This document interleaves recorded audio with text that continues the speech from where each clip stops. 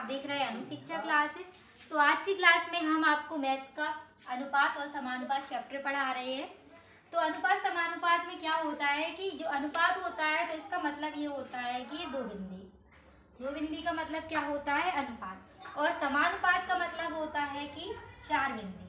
तो अनुपात में सिर्फ क्या होता है कि भाग होता है और इक्वल में संख्या दी होती है। अब जैसे कि हमने कोई संख्या दी है, मान लीजिए 2 अनुपात में 4 और ये है समानुपात, फिर है 2 और अनुपात में 3। तो ये कोई संख्या है, हमें इसका क्या करना है, अनुपात निकालना है। तो हम कैसे निकालेंगे, यानी कि इसमें क्या होता है, बाहर का बाहर गुणा करते हैं और अंदर वाली संख्या का अंदर करते हैं।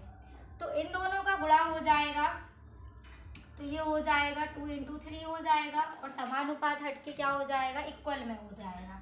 ठीक, अब जो अंदर का है इसे अंदर में गुणा करेंगे तो इसका हो जाएगा 4 × 2। तो क्या हो गया इसका, ये हो गया 2 × 3 = 6, यानी कि 3 दूनी 6 और 4 दूनी 8। तो ये हो गया। हमने इसे क्या बताया कि अनुपात और समानुपात का यही मतलब होता है कि हम उसे बटे में कोई भी संख्या है, ये 2/3 लिखी है, इसे हम लोग अनुपात में लिखें, जैसे 2 अनुपात में 3। तो ये क्या हो गया, इसका अनुपात निकल आया है। अब इसका भी क्या, इसे हम ऐसे लिख सकते हैं 6/8। तो ये इसे इस टाइप में लिखेंगे तो ये क्या हो जाएगा, इसका अनुपात। ठीक, तो ये थे अनुपात का। ठीक, अब हम इसमें क्वेश्चन देखेंगे।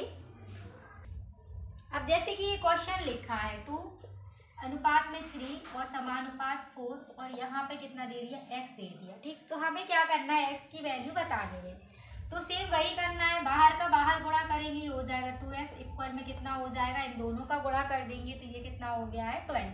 ठीक है, अब हम इसे काट देंगे तो ये x बराबर कितना हो गया 6।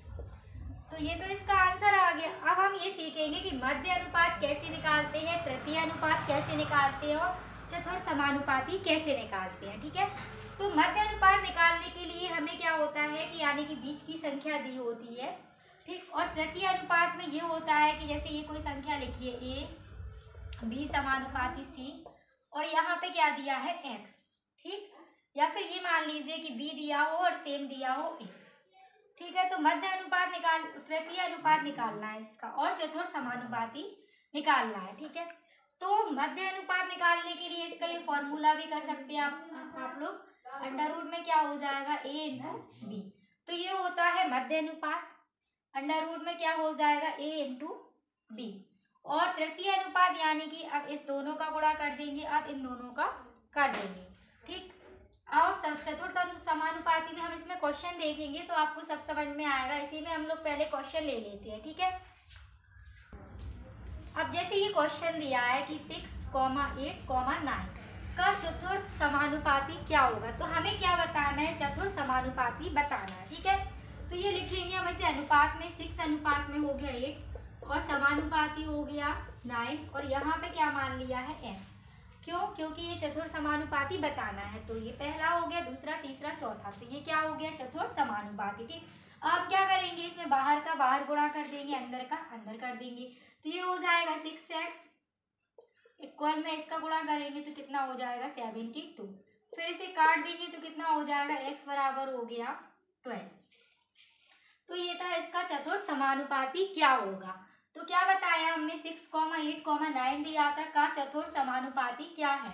ठीक है, तो चतुर्थ समानुपाती के लिए हमने क्या किया है, पहले अनुपात में संख्या लिख ली है, फिर बाहर का बाहर गुणा कर दिया है और जो समानुपाती था उसका अंदर का अंदर गुणा कर दिया, फिर इसे हमने काट दिया है तो x बराबर कितना निकला है 12। अब हम सीखेंगे मध्य अनुपात कैसे निकालते हैं।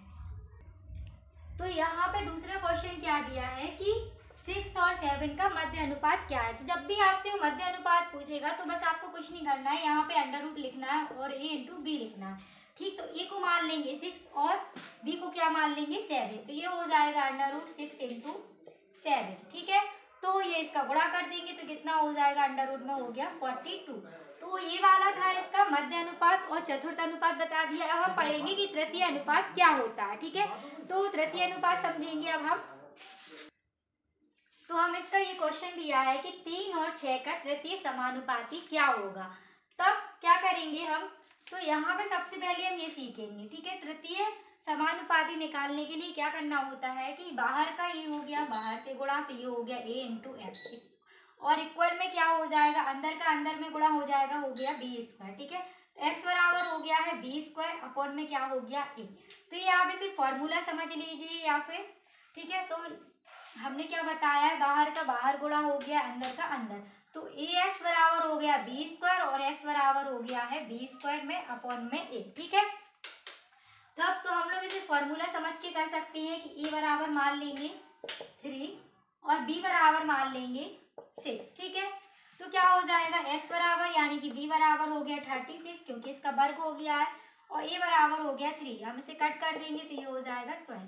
ठीक, अगर हम लोग इसे फॉर्मूला नहीं याद होगा तो हम कैसे करेंगे, तो यहाँ पे 3 और 6 दिया है। ठीक, तो जैसे कि 3 और 6 है तो इसे हम ऐसे लिखेंगे 3 अनुपात में 6 और समानुपात में, यानी जो वाली संख्या दी होती है जो 6, इसे हम लोग यहाँ पे ऐसे b दिया है तो इसे बार बार लिख लेते हैं, यानी कि दूसरी बार भी लिख लेंगे। तो यहाँ पे 6 हो गया और यहाँ पे कितना हो गया x। ठीक है, तो हमने बाहर की संख्या का बाहर गुणा कर दिया, वही सेम 3x हो गया, ये हो गया 36, इसे काट दिया तो क्या हो गया x बराबर 12। ठीक है, तो ये इसका तीसरा क्वेश्चन था। इसमें क्या पूछा था, 3 और 6 का तृतीय समानुपाती क्या होगा। अब हम कुछ अनुपात वाले क्वेश्चन देखेंगे।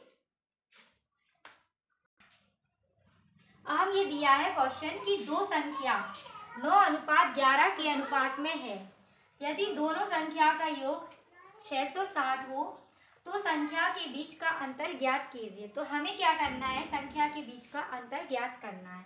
ठीक है, तो दो संख्याओं का अनुपात कितना दिया है, 9:11, और योग पूछा है, तो योग का क्या मतलब होता है कि योग का मतलब होता है प्लस और अंतर का मतलब होता है माइनस।